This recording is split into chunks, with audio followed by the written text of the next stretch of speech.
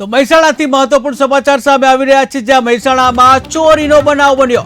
મહેસાણામાં ચોરીનો બન્યો બનાવ કે જ્યાં ઘર માલિક સૂતા રહ્યા અને ચોરોએ કર્યો હાથફેરો કે જ્યાં રોકડ રકમ તેમજ સોના ચાંદીના જે દાગીના છે એની ચોરી થઈ છે, ત્યારે અંદાજે જે 70,000 રૂપિયાની ચોરી કરી ચોરો ફરાર થઈ ગયા છે, જ્યાં પોલીસે ઘટનાસ્થળે પહોંચી અને આગળની કાર્યવાહી હાથ ધરી છે। તો મહત્વપૂર્ણ સમાચાર મહેસાણાથી સામે આવી રહ્યા છે કે જ્યાં મહેસાણામાં ચોરીનો બનાવ બન્યો છે। ઘર માલિક સૂતા રહ્યા અને ચોરોએ કર્યો હાથફેરો કે જ્યાં રોકડ રકમ તેમજ સોનાના દાગીનાની ચોરી થઈ છે, ત્યારે અંદાજે 70,000 રૂપિયાની ચોરીની ઘટના બની છે, જ્યાં રૂપિયા 70,000ની ચોરી કરી ચોરો પલાયન થઈ ગયા, રફુચક્કર થઈ ગયા। ત્યારે આ અંગે પોલીસને જાણ કરવામાં આવી, જ્યાં પોલીસ તાત્કાલિક ઘટના સ્થળે પહોંચી અને આગળની કાર્યવાહી હાથ ધરી છે કે જ્યાં દિવસે ને દિવસે ચોરોનો તરખાટ વધી જવા પામ્યો છે। ત્યારે વધુ એક ચોરીની ઘટના મહેસાણામાં બની છે કે જ્યાં મહેસાણામાં વધુ એક ચોરીનો બનાવ બન્યો છે, ત્યારે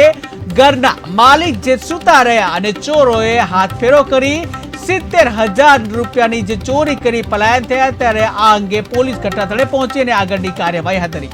નામ સોલંકી હર્ષદ, ગામ આંબલિયાસણ, ચામુંડાનગર સોસાયટીમાં રહું। મારા ઘરે સવારે 3 વાગે ચોરી થઈ, તેની અંદર એક સોનાનો દોરો, એક તોલાનો અને 43,800 રૂપિયા કેશ।